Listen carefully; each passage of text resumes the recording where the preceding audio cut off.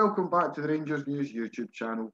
My name is James Black and I'm joined by Cameron Willis to have a look at this week's Europa League opponents, Standard Liège.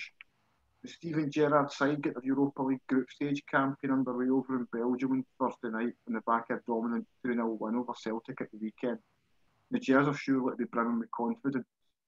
Last season they got to the last 16 of the competition, so it's kind of given them a good benchmark to look for this season.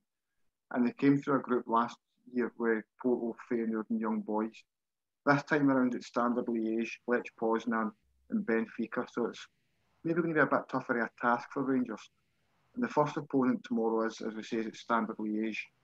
The Belgians were formed in 1898 and they're one of Belgium's most successful sides. They've won 10 Belgian titles and most recently won back-to-back titles between 2007 and 2009. They've been in the Belgian top flight longer than any other club, having been there without interruption since 1921. Last season, they were fifth in the league before it was called to a halt due to coronavirus in March. And this season so far, after 9 games, they sit fourth. They're a point off league leaders Club Bruges, and I actually played them at the weekend and needed a 94th minute penalty to salvage a point in a 1-1 draw. This would be their 7th time in the Europa League group stage, but they've only made it through to the knockout rounds once, and that was in 2011-2012 when they got through to the round of 16. They have also got through to the quarterfinals back in 2010 when they dropped it for the Champions League, and last season they finished third in Group F behind Arsenal and Eintracht Frankfurt. So it's going to be a difficult test for Rangers, I think, on Thursday night. Cammy, what's your just initial thoughts on the game itself? I think it'll be tough. And actually, before I kind of looked into it a wee bit more and looked into more about what that team was about, there was kind of shades of the kind of Willem II stuff because they'd managed to get to Europe. Obviously, it's in Holland and Belgium, maybe kind of similar sized leagues. But this team, they've qualified for the last 2 Europa League group stages. And they actually got a draw with Arsenal last season as well at home. So obviously, English teams don't take it as seriously. But basically, although the squad are full of relative unknowns, I think that they pose a bigger threat and that they've got more experience and stuff. There's also going to be fans there. I think 7,000 is the number. So I know I'm excited for it. I think our players will respond to that as well because that's what football's all about and they've obviously missed it. And they came from Pot 2, so they've obviously got a decent level of pedigree, but I think they're one of the preferable teams we could have got from Pot 2. I don't think we would have been their preferable team from Pot 3. So I'm excited about it. It's going to be a race. It's another European game, another thing to look forward to. I think that there's a confidence with Rangers fans. I think that everybody's expecting us to go there and maybe get a result, but they're a little bit of an unknown quantity. But I don't know enough about Belgian football. But it's interesting that they come with that little bit of pedigree. So let's go there, give it everything we've got, and hopefully come away with 3 points. First thing we'll look at here, Cammy, is Jordan put up his predicted 11 for Thursday's game on the site on Monday night. There's a couple of changes for the Old Firm. I'm just kind of want to get your thoughts on it. Can I see whether you agree with it or not? He's got McGregor in goals. Back four stays the same. Tavernier, Goldson, Helander and Barisic. A couple of changes in midfield. One change, you've got Ryan Jack coming into the side for Stephen Davis. Scott Arfield and Glenn Kamara both start as well. And the front three of Hadji, Kent and Morelos. So for me, that seems like the kind of obvious 11 to go with. I think giving Stephen Davis a chance to rest his legs, bring Jack back in. I think it's maybe a bit too early for Joe Aribo to come back into the starting 11. I think other than that, they're maybe a wee bit short of kind of other realistic changes to make right now. Let's hear your thoughts on that. I think the only ones maybe is either Glenn Kamara or Stephen Davis who gets rested, because Glenn Kamara would then have started 5 games in about 15 days or something like that, which is, doesn't matter what age you are, how fit you are, that's a high number of games, but you might want to start them and then take them off, you know what I mean? Whereas Davis obviously didn't start the last game, but he's older, so that's what would make you make that decision. But I do think Hadji will come back into the team. And I think that's about right. I think maybe that's the only other one, because it's a hell of a lot of games for Kamara to be playing. Do you know what I mean? And maybe if he rests him there, whatever one he chooses to rest will come back in against Livingston, I imagine. Aye. Yeah, I think age might be a factor in it. I think he might just decide that you give Davis the rest on Thursday night and you can bring him back in at home against Livingston. All right, he's still travelling, but he's not having to recover and travel at the same time. So it's a little bit easier on his body. And I think Glenn Kamara's 24. So I think his body should at least be a bit more capable of holding up to playing 5 or 6 games over the course of 10 days. I think other than that, I think Alfredo Morelos picks himself at centre forward. I think Kamal Roof's a little bit too far away from fitness yet. Cedric Itten might have been a realistic shout at replacing him, but everything kind of lands in Morelos' lap in Europe in the last few seasons. You look at his goal scoring record last season, and it's hard not to go into this and think that he is the number one striker, at least for these games. I think Morelos will play every single week that he's available. And I think he showed last season as well he could play in a serious run of games as well. He always makes himself available. He's always, as long as there's nothing like a suspension or a niggling injury keeping him out, he'll play. I can't imagine somebody else wins. You might see Itten later on, try to get him some experience, but Morelos will play. It's an interesting game, like I say, because I don't think there'll be too many people that know too much about Standard Liège. They obviously pose a decent level of threat. We don't really know how they're going to set up, but let's see how we go. Let's see how we go. Now, also, we go into the game in the back of the Old Firm game. Brilliant 2-0 win, obviously, but do you think there's a risk there's been a hangover for the players going into the Liège game? Do you think they're resting on laurels a little bit, or is it because it's Europe? Do they have the bit between their teeth and just kick on? I think there might be a hangover on a few of the fans, man, but I don't think there would have been a hangover on any of the players. It's interesting because coming after that Old Firm, that's like the first one that we won in Gerard's tenure. It's been like the first Old Firm of the season. So it means that both times when we've had huge wins against them, we've had to go into like a massive winter break. This time around, we go straight into another game. So concentration moves quickly to the Standard Liège game and then quickly to the game at the weekend. And it'll be interesting to see how we react to that. I think we'll stand up to it. I think that result at the weekend is going to be carried right through the team. I think it's going to it'll lift us. Like I said, I don't know exactly what to expect for Standard Liège, but we've came to expect big performances from Rangers in Europe. I think that with the 2 games that we've got at the start of this could not have been better. I think going away, we think we're going to touch on later about Standard Liège's fans and the reputation that they have, but going away there with a smaller crowd is probably less intimidating and less of a journey than going to Poznan. We go to Liège first, and then we play Poznan second, and then we have the double header against Benfica. I don't think the fixture list could have felt any better for Rangers. I think that there's 6 points before we go into a difficult double header with Benfica, who are flying at the minute. They're on great form in Portugal, so that'll probably be the toughest Portuguese test. I think by the time Steven Gerrard is finished with Rangers, I think he'll have played just about every major team in Portugal. But I think it sets us up. I think that we've got the right to go into that game with confidence, and I hope that we come away with 3 points. I think that it could be a perfect start. And yeah, I think that the Old Firm result will kind of act as a springboard for us to go and achieve bigger and better things. There's a different feeling about Rangers just now, and the Rangers support and the reaction to it.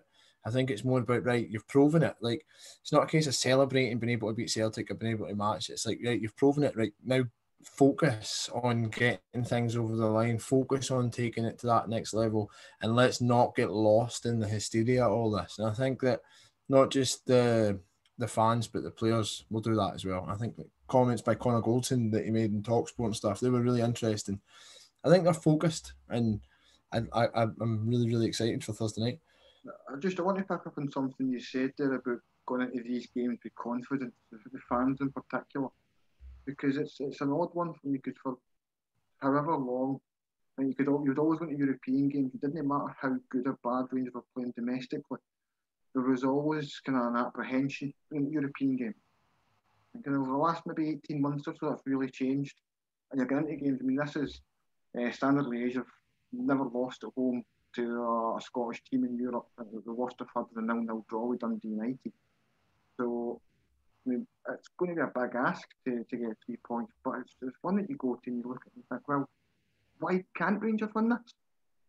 I think the only real game in the group for me that you look at is not eminently winnable is Benfica away, and even that, if things fall your way, you get lucky. You can always take 3 points for that. But there's an oddly new sense of confidence going into European games, which when you look back a couple of years ago to where the original progress was, it's night and day. I think that's the difference that Steven Gerrard's made, and I think it's given us that confidence. I mean, it's just so cocky to say that we could potentially go to Benfica and either escape with a win or a point. But I mean, you do believe that the team has it in them, and they react on this stage. There's some proper talent in that Rangers team, and it'll be tough though. I mean, these are huge tests. We shouldn't underestimate it. At the same time, as we're saying, we're going into these matches with confidence. We can't underestimate the actual, like you've just said there, they've never been beaten by a Scottish team at home. I mean, it'd be a huge achievement, even that. And I don't think that we'll be going into this unprepared. I think the fans have earned the right to be a little bit confident, stopping short of cocky, but a little bit confident. But I think the players have proved that they're professional and they're ready to treat these matches in the correct manner. And I think they will again. And again, maybe that's just part of the confidence, but I've got confidence in the players themselves to, at the very least, go out there with a game plan and carry it out. No, definitely. Rangers always seem to look very organised, very composed in European games in particular. I think that's kind of one of the complaints about some of the domestic games is they'll get to a point, take their foot off the gas and just try and cruise through games.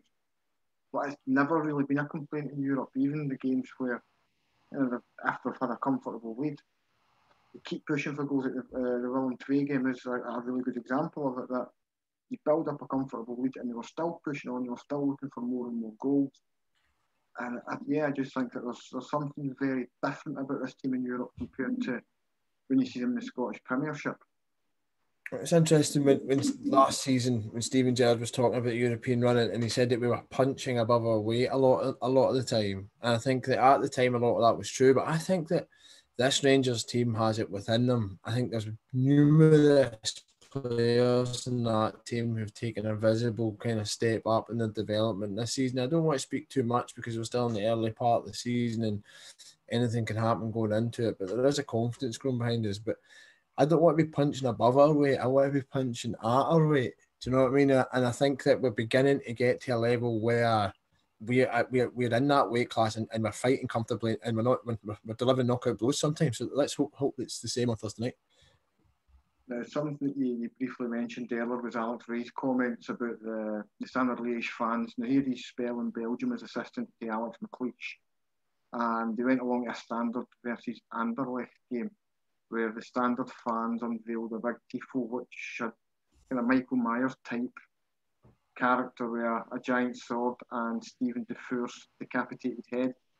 And Defour had not long made the move from Standard to Anderlecht. So you can kind of see why the fans might have been upset. But he thinks they are the most hostile fans in Belgium.